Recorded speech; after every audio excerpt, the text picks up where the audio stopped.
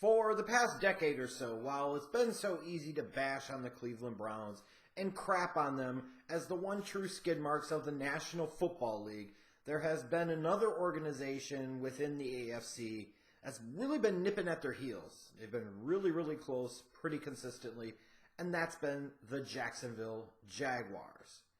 And part of the reason for that is terrible drafting by Eugene Smith. For example, Tyson Alualu, massively reaching for him in the first round. Then you look at the mistake that was Blaine Gabbert in 2011. When you miss on a quarterback, it can set your organization back years. And this was just an organization for so many years over the past decade where they were just listless. They felt lifeless. They just didn't have an identity. They didn't have a purpose. They didn't have the talent. They didn't have the leadership. They really didn't have anything. And heading into 2017, I still didn't see a whole lot of reason to feel like it should be any different. Sure, they made some changes. Gone was Gus Bradley, and he needed to be gone. And you promoted Doug Marrone to be the new head coach. The same Doug Marrone who had spent 2 years in Buffalo where he didn't make them get them to the playoffs, and then orchestrated his own exit out of there, thinking he could get another head coaching gig immediately, and he didn't. You bring in Tom Coughlin into the front office, which is an entirely different role than Tom Coughlin, the head coach. So you still kept your general manager, David Caldwell. I just didn't see where things... I felt like it could be a little bit better for Jacksonville, like you might see some progress in 2017, but I did not see this coming.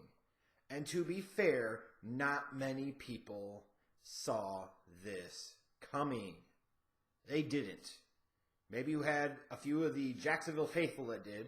Maybe you had a few outliers that did. But in general, the consensus was maybe this was a team that could contend for the division if a lot of things went right. But ultimately, there was still that stigma and belief that Blake Bortles was going to hold this team back. And ultimately, they would only go as far as Blake Bortles took them, and he wasn't going to be the type of guy that takes you very far. And that's a valid point, because based off of what you saw out of him the first 3 seasons of his career, you didn't see a whole lot of good. You saw no indication that this guy was going to be a long-term franchise quarterback in the NFL. Plain and simple. You could take all the Bortles facts and all the Bortles nut huggers and put them in a sack, because it doesn't matter. And when you saw Bortles in the preseason, you saw just how bad, how terrible he looked. You wondered if this was going to be a disaster of a season. And I came on here and I talked about how David Caldwell should be fired, because ultimately, as a general manager, you're tied to your head coach and your quarterback. His first head coach had already been fired, and his quarterback looked like he was for sure finally going to prove to be a bust. Why should the guy keep his job? But then, it's the NFL. And literally anything can happen. And the Jaguars had anything other than a disastrous season. The Jaguars had the type of season that is a major turning point in the organization's trajectory, the type of season that makes you wonder if they are truly ready or close to being ready to being a real deal championship contender. They weren't there yet, but they were close. The question is how close? How close is that gap? And do they have what it takes currently to be able to bridge that gap? And when you look back at the Jaguars, the ironic thing is, with the lack of development in Blake Bortles, specifically in the first 3 years of his career, with even going back to Blaine Gabbert and how terrible he was, that put him in the position to be drafting 3rd overall in 2014, taking Blake Bortles that high in 2014 helped this organization, even though he had been bad for most of the first 3 years. And the reason being was because the Jaguars kept getting top 5 picks every year afterwards. So at some point in time, while you try to figure it out with the quarterback, you're getting these premium picks, these early picks in each of the rounds. If you could figure out these other places and these other positions, you could have something. And that's what the Jacksonville Jaguars did. Like when you look at the Blake Bortles draft, which you could really owe to the failure of Blaine Gabbert. They got Bortles 3rd overall in round 1. Then in round 2, they got Marquise Lee and Allen Robinson. Brandon Linder, round 3. Aaron Colvin, round 4. Telvin Smith, round 5. And then an undrafted free agent like Allen Hurns. That's a pretty good draft class, even if the quarterback is crap, even if the quarterback busts out. And what's crazy is when you look at what happened with the Jaguars in 2017, arguably their best offensive player was Allen Robinson, and he missed the vast majority of the season with a torn ACL. But again, that 2014 draft could happen in part because of the failure with Blaine Gabbert. So when you go to 2015, in Blake Bortles' rookie year, you didn't really get much of anything to put him in position where they could draft Dante Fowler high in round 1. And while the first season was a loss with the knee injury, in the second year you didn't see much. You started to see more in 2017 in the role that he was being utilized. He was starting to figure it out. But then you get, in the middle rounds, you get A.J. Cann, the guard from South Carolina. You find an undrafted free agent like Corey Grant out of Auburn. Then you get to the 2016 draft, again, because Blake Bortles in that offense and that team hadn't been very good. You're able to get Jalen Ramsey with the 5th pick. Then you turn around to get Miles Jack to fall on your lap in round 2. And if you remember watching me back then, I was incredibly high on Yannick Ngakoue out of Maryland. And I thought he was an absolute steal for them. And he has proven to be so. What did he have, 12 or 12 and a half sacks? And that was the draft right there where I said, after it happened, that this was the draft that made him a divisional champ and a playoff team, whether it would be in 2016 or 2017.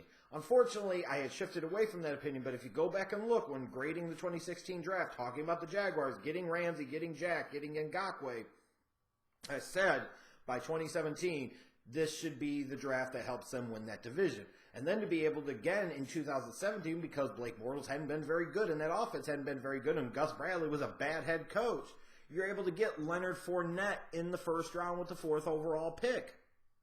So all of a sudden you turn around and you start to see you're finding some talent in the draft, and then you go out in free agency and you spend money over the past couple of years on guys like Malik Jackson and Jeremy Parnell and Tayshaun Gibson, and this past offseason guys like Barry Church and A.J. Boye, and most specifically Calais Campbell. You know, as you started to bring more and more of these guys in, and even as I questioned some of these signings, specifically Campbell, it seemed like you're bringing in a similar guy to Jackson. I don't know how they fit. Man, they fit, and they fit in a big, big way. And all of a sudden, then you trade peanuts of a draft pick to get a guy like Marcel Darius from the Bills, and all of a sudden you're looking at a team and you're saying, this team is good in a lot of places. It took them a couple of years, but they've got to this point. They've used free agency to fill some of their holes. They got some impact players out of said free agency, and then they've hit some big shots, some big home runs in the draft. Specifically Jalen Ramsey and Miles Jack and Leonard Fournette and Ngakoue. Those are some big shots. And, you know, it's not even factoring in the rest of the 2017 class where you have like Cam Robinson, Dwayne Smoot, D.D. Westbrook. You get somebody like Keelan Cole to come out of Kentucky Wesleyan as an undrafted free agent, and he was making plays for this damn team. Over the course of the past few years, while all the focus was on Blake Bortles not being any damn good, the ironic thing was that was the best thing that could happen to this organization because it allowed him to get good in a lot of other places. And then when you headed into this 2017 season, you end up leading the league in rushing because of the fact you were able to get Leonard Fournette with the 4th overall pick. Defensively, you were number 1 in the league in passing yards allowed. You were 2nd in the league in total yards allowed. You got 55 sacks. You were generating all types of pass rush. Like they said, Jacksonville for a reason because they were getting in quarterbacks' grills consistently.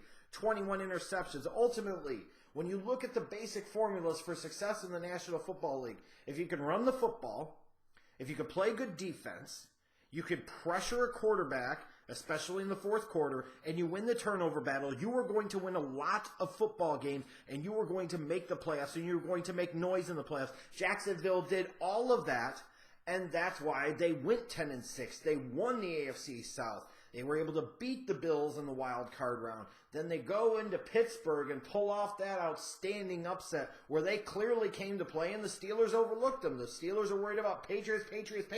You got to get past the Jags first. And even though the Jaguars came really close to blowing multiple 21-point leads, they found the formula to have just enough to get the job done. They got it done. So here we are, the 2017 season. And a team that was picking 4th overall now is playing on the road in Foxborough in the AFC Championship game. And not only that, they're sticking a game to the Patriots. And through the first 3 quarters, they were flat out sticking it to them.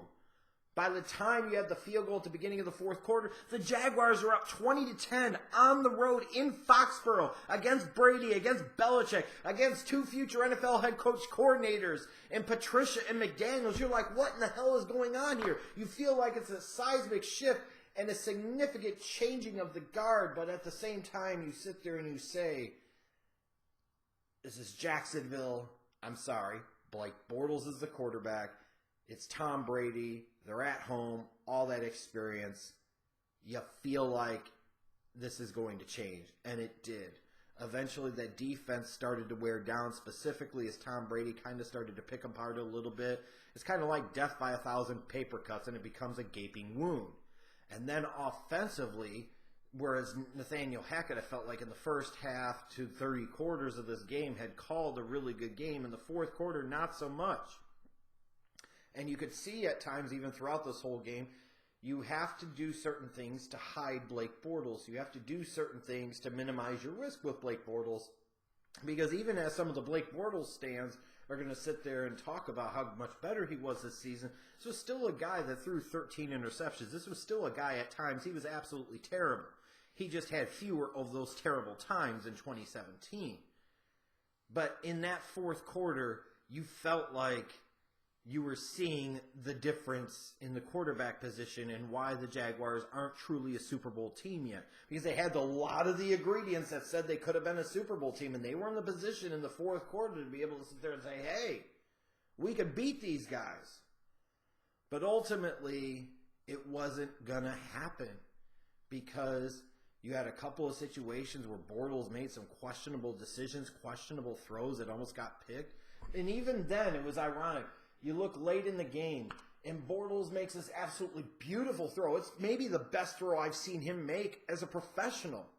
And it's so ironic. The best, most majestic touch throw that he makes. And here comes Stephon Gilmore, who for the most part this year to me hasn't done a damn thing. And he's making one of the great defensive plays I saw in 2017 season. Just incredible. Where the hell did that come from? And the Jaguars' chances were done. So it was a season with maybe some expectations, but not expectations like this. But then when you get so close, and then to watch it all slip away, still has to be devastating. But there is still some hope for the future. You've got some salary cap space, about $25 million.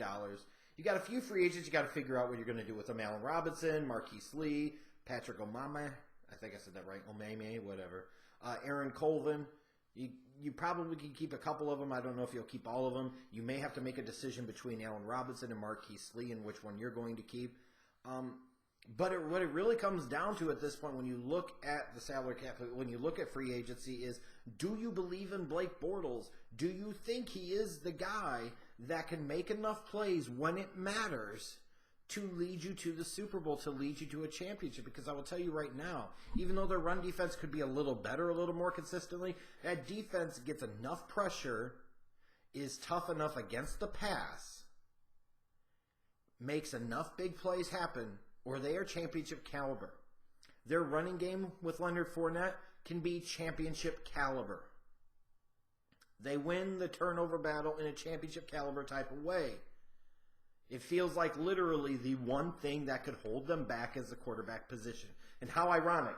The guy that they massively reached for in 2014, taking 3rd overall, who took several years to really, truly, honestly show you anything once you look outside of statistics, was the major reason that this Jaguars organization was able to amass so much of this other talent, because they made some good picks and some good spots over multiple drafts. That now you've come to the full circle point of, is he going to be the guy? But then you look at it from the Jaguars standpoint and you say, who do you go out there and get that's going to be a whole lot better? You could say, well, you bring in like a Kirk Cousins. A Kirk Cousins is better than a Blake Bortles, but is he that much better? And is he going to fit what you do offensively? I don't know if he's worth the chop that it would take to get him for the type of style that he's best suited for. Then you talk about Tom Coughlin's ties to the Giants and specifically Eli Manning. Would the Giants potentially entertain trading for him? At this point in time, though, how much appeal would there be to an Eli Manning at the tail end of his career, having to learn a new system, having to learn a new team, and so many other things? I don't know, frankly, how much of an upgrade it would be over Bortles. Alex Smith's not much of an upgrade over Blake Bortles, especially having to come in and learn a new system. Sam Bradford, child please. Case Keenum, It's funny because for the Jaguars, it feels like they're kind of stuck in 2018. It's truly going to be shit or get off the pot time with Blake Bortles. He either needs to step up and get better and show that he can be a consistent professional NFL quarterback, or don't do it and allow this team to move on. Because there would be nothing worse than for the Jaguars to have this organization, have this infrastructure in place, have this talent at all three levels of their defense and at places on the offense, and not be able to bring home a championship because they just weren't good enough at the quarterback position. So while drafting Blake Bortles allowed them to amass this almost championship caliber team, it is now Blake Bortles that, to me, will hold them back. And I'm sorry, you Blake Bortles stands. Get over it. The dude is doo-doo, and you damn good and well know it. If he was worth anything as of this point in time in his career, you wouldn't have given up a 10-point lead on the road to the Patriots in the fourth quarter in the AFC Championship game, because he would have been able to find a way to make some plays. And the fact is he didn't. And as much as Nathaniel Hackett in this offense, Doug Marrone, they try to hide Blake Bortles. You can only hide your quarterback for so long. Believe me, as a Bears fan, C.J. Cutler, C. Rex Grossman, at some point in time, them chickens come home to roost. So we'll see. And we'll also see what happens in the draft. They've got all their picks except their fifth rounder. This is a team you could say, when you get past the knee-jerk thing, well, they need a quarterback. The ironic thing is they're going to be picking 29th in round number one, so is there really a quarterback worth taking there? And who's to say that that quarterback has that much more upside talent or ability than the Blake Bortles, the guy you currently have had in-house the past 4 years? It's easy to just say draft a young guy and you figure it out, but that doesn't always happen. It just doesn't. And when you look at this team, they just don't have a lot of needs. So it's a good thing for the Jaguars in a sense of, even though they're going to be picking in a much different place from a much different perspective in the draft, because they're going to be picking very low in each round, they can at least say, we can just grade out the talent and we can go best player available. And I will give David Caldwell in the front office, Coughlin and those guys, a little bit of the benefit of the doubt here, because based off of the history, the past few drafts for the Jaguars, it's been pretty good. They have gotten a couple of contributors, a couple of impact players out of each of those draft classes. So I feel like potentially they could go in looking best player available and get a couple more, even picking much lower in the draft in 2018. They hopefully can come out of this draft with a tight end. I feel like Mark Andrews from Oklahoma would be a great fit for them. I still feel like they could use a little bit of an upgrade on the interior of their line at the guard position defensively. If you don't keep Aaron Colvin, you probably need a nickelback. You could probably still use more depth there anyways, because who says you can't have more than two corners that can really, really play. But for the Jaguars, they just need to get good talent in the draft. But even that's not going to matter much. It's going to come down to the quarterback position and specifically Blake Bortles in 2018. If he's good enough, this team can win the Super Bowl. And if he's not, they're going to have another heartbreaking playoff loss, I promise you.